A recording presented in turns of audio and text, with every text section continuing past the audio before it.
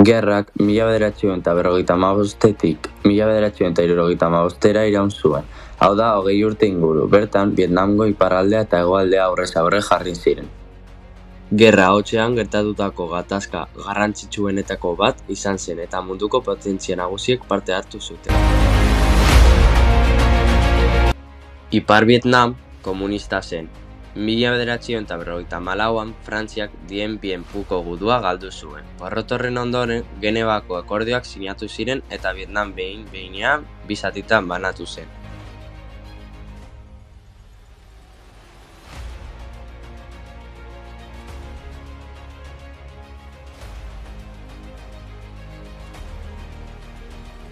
Vietnam urte askotan Frantziaren kolonia izan zen.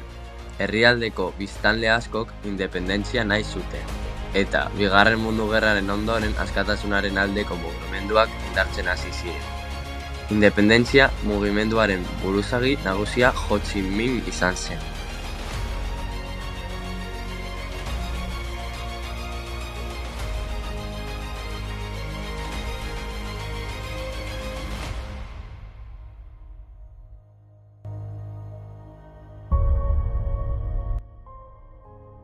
Mila 1945an hasi zen gatazka.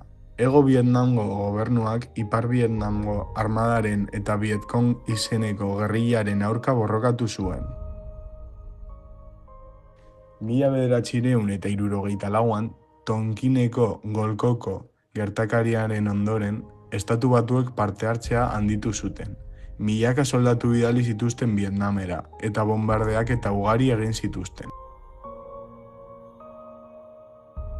1968an, Tet Ofentsiba izeneko eraso handiak erakutsi zuen gerra ez zela amaitzear.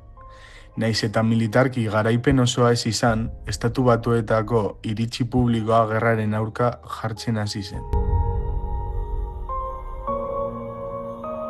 1973an, bake akordioak sinatu ziren, eta Estatu Batuetako soldatu gehienak erretiratu ziren. Azkenean, 1975an, Ipar Vietnamgo indarrek Saigon hiriburua hartu zuten, eta Vietnam herrialde bakar komunista bihurtu zen.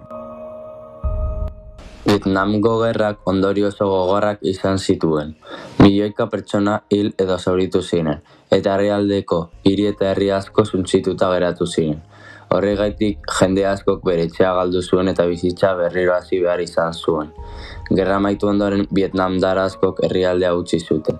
Batzuek beldurra zuten egoera politiko berriengaitik, eta beste batzuek bizi baldintza hobeak bilatzen zituzten.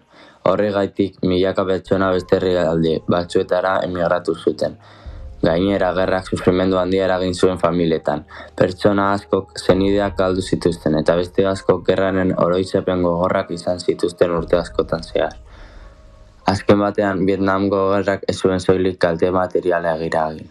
Pertsona askoren bizitza betiko aldatu zuen. Hori dela eta 20. mendeko gatazka garrantzitsuenetako eta gogorrenetako bat izan zen.